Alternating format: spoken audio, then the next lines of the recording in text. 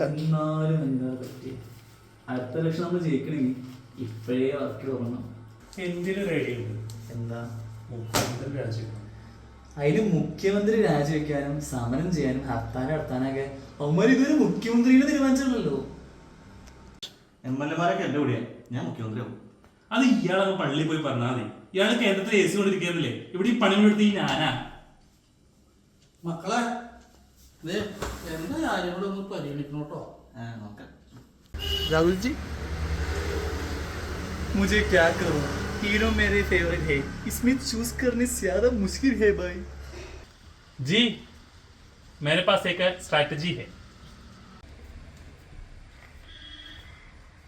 അക്ക ഇക്ക വക്ക പക്ക മത്തി പഴം കൊത്തി തിന്നു താത്തമ്മ.